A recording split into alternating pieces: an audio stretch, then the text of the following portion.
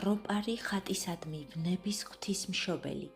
ხსენების დღე 26 აგვისტო.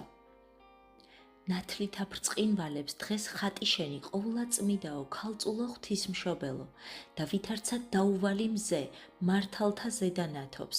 ვიხილავთ მას ზეპყრობილსა უხილავთა ანგელოზთა მიერ, როსტოვისა ქალაქისა ყოვლად უსამხდელო ესი, ეპისკოპოსი ტრიფონ მოვალს გამოჩინებულსა ცეცხლოვანისა სუეტისა მიმართ, წყალსაზე და ვითარცა ხმელსა მავალი და მწყემსა და ყოველსაერსა შეგვედრებს შენ და ჩვენცა შენ და მოლტოლვილნი ვხმობთესრეთ, ყოვლადწმიდაო ღვთისმშობელო, აცხოვნე სამართლად მადიდებელნი შენი, მამული ჩვენი და მწყემს მთავარნი და ყოველნი მხარენი და ერნი ჭირთაგან დაიცვენ, დიდითა წყალობითა შენითა. ლოცვა ყოვლად წმინდა ღვთისმშობლის ხატისადმი ვნებისა ევედრებიან ბრმები და კოჭლები, ასევე ხანძრების დროს.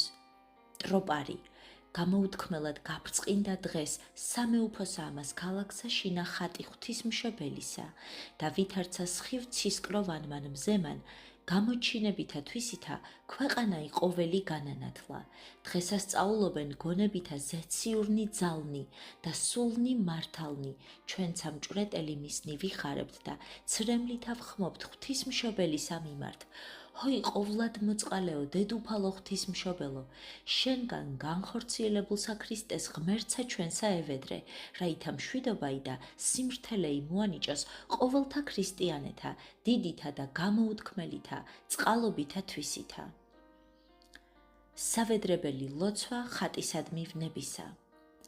ჰოი ყოვლადწმიდაო დედუფალო ღვთისმშობელო უმაღლესო წმიდათა ანგელოზთა და მთავარ ანგელოზთაო და ყოველთა დაბადებულთა უპატიოსნესო, შეუწევნელთა შემწეო, უსასოთა სასოო, გლახაკთა შესავედრებელო, მწუხარეთა ნუგეშინის მცემელო, მშიერთა გამომზრდელო, შიშველთა სამოსელო, სნეულთა მკურნალო, ცოდვილთა ცხოვრებაო და ყოველთა ქრისტიანეთა შემწეო და შესავედრებელო. ჰოი ყოვლადწმიდაო დედუფალო ქალწულო ღვთისმშობელო, მოწყალებითა შენითა აცხოვნე და შეიწყალე ღვთივდაცული ერი ჩვენი და მეუფება მისი. აცხოვნე დედუფალო და შეიწყალე დიდი მეუფე ჩვენი უწმინდესი და უნეტარესი, სრულიად საქართველოს კათოლიკოს პატრიარქი მამაი ჩვენი შიო და ყოვლად სამღვდელონი მიტროპოლიტნი, მთავარ ეპისკოპოსნი და ეპისკოპოსნი და ყოველი სამღვდელონი და სამონაზნო წესნი, კეთილმორწმუნანი მხედართ მთავარნი და ყოველნი ქრისტეს მოყვარენი მხედრობანი და კეთილის მყოფელნი ჩვენი და ყოველი მართლმადიდებელი ქრისტიანენი, სამოსელითა შენითა პატიოსნი და დაიფარე, ევედრე დედუფალო შენგან უთესლოდ განხორციელებულსა ქრისტესა ღმერთსა ჩვენსა, რაითა დაგვიფარნეს ძალითა თვისითა, ხილულთა და უხილავთა მტერთა ჩვენთაგან. ჰოი ყოვლად მოწყალეო დედუფალო ღვთისმშობელო, აღმომიყვანე ჩვენ სიღრმეთაგან ცოდვათასა და მიხსენ ჩვენ სიყმილისგან, სვრისა, ძვრისა, ცეცხლისა, მახველისა და ზედამოსვლისგან უცხო თესლთასა და ტომითისაგან ბრძოლისა და უცნაურისა სიკვდილისა და ზედა დასხმისაგან მტერთასა და განხრწნელისაგან ქარისა და ყოვლისაგან სიკვდილ შემოსილისა წყლულებისა და ყოვლისა ბოროტისა. მომეც დედუფალო, მშვიდობაი და სიმართლე მონათა ამათ შენთა მართლმადიდებელთა ქრისტიანეთა და განანათლე გონებანი ჩვენი და თვალნი გულისა ჩვენისა, რაითა ვცხოვდეთ და ღირს ვიქმნეთ ცოდვილი მონანიშენი სასუფეველსა ძისა შენისასა და უსაბამოით მამით მისი და ყოვლადწმიდით და ცხოველს მყოფელი ცულით ათწდა მარადის და უკუნითი უკუნისამდე ამინ. განმარტება თუ რატომ ეწოდა ღვთისმშობლის ამ სასწაულმოქმედ მსწავლშემწე ხატს ვნებისა, ანუ ხატი ტანჯვისა. ამ ხატს სახელი ვნების ღვთისმშობელი ჰქვია იმიტომ, რომ ღვთისმშობლის სახესთან გამოსახულ ორ ანგელოზს ხელთ უფლის ვნების ის იარაღები უპყრიათ, რომლითაც ჯვარზედ გაკრული მაცხოვარი აწამეს. ასევე ხატს მორწმუნენი ევედრებიან სიელმის, სიბრმავის, მხედველობის დაქვეითების და კოჭლობის დროსაც. ხატის მოკლე ისტორია ასეთია. სოფელ პალიცში, რომელიც ნიჟეგოროდის გუბერნიაში მდებარეობს, ცხოვრობდა გლეხი ქალი ეკატერინე. ის გათხოვებისთანავე ეშმაკეულმა ძალამ შეიპყრო. სრულიად შეშლილი იყო, ადამიანებს ერჩოდა, ტყეში დაეხეტებოდა, არაერთხელ სცადა თვითმკვლელობაც, მაგრამ კეთილი ადამიანების მეშვეობით უფალი ყოველ ჯერზე შეეწეოდა მას. ამგვარ მდგომარეობაში ის 7 წლის განმავლობაში იმყოფებოდა.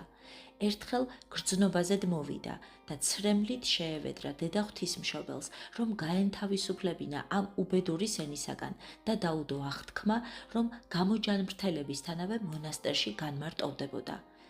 მართლაც ის მალევე განიკურნა, მაგრამ თავისი აღთქმა დაივიწყა და ქმართან და შვილებთან ერთად კეთილდღეობით ცხოვრება განაგრძო. ერთხელ, როდესაც ლოცვაზე იდგა, აღკვეცის შესახებ დადებული პირობა გაახსენდა. ისეთმა შიშმა შეიპყრო, რომ სულიერად დაუძლურებული ლოგინად ჩავარდა. ღამით გაიგონა, რომ მისი ოთახის კართან ვიღაც მიმოდიოდა და ლოცვას კითხულობდა. კარი გაიღო და ოთახში მეწამულით მოსილი გამოუთქმელი ოქროსფერი სინათლით გაბრწყინვებული ქალწული შემოვიდა. მას მეორე, ასევე ნათლით შემოსილი ქალწული ახლდა თან. ყოვლადწმინდა დედა ღვთისმშობელმა წარმოსთქვა: ეკატერინე, რატომ არასრულებ შენს აღთქმას? მონასვნად რომ უნდა აღკვეცილიყავ და ჩემი ძისა და ღვთისათვის გემსახურა. წადი ახლავე, ჩემი გამოცხადების შესახებ იქადაგე და უთხარი ყველას, ვინც ერში ცხოვრობს, რომ ბოროტების, შურის, ლოთობის და ყოველგვარი არაწმიდისაგან თავი შეიკავონ. უმანკოებით და ერთმანეთისადმი გულწრფელი სიყვარულით იცხოვრონ. ნუ დაივიწყებენ კვირადღეს და დღესასწაულებს, რომლებიც უფლისა და ჩემდამი არის მოწყვნილი. ღვთის შიშით მოცული ეკატერინე ყოვლადწმინდა ღვთისმშობლის ბრძანების შესასრულებლად მაშინვე არ გაეშურა. ბრძანების შესრულებას აყოვნებდა. მისთა მიზეციური გამოცხადება კიდევ ორჯერ განმეორდა, მაგრამ ეკატერინე შიშობდა, რომ არ დაუჯერებდნენ და ბრძანება კვლავ შეუსრულებელი დარჩა. ამ ურჩობისათვის ის მკაცრად დაისაჯა. თავი ერთ მხარეს გაუშეშთა.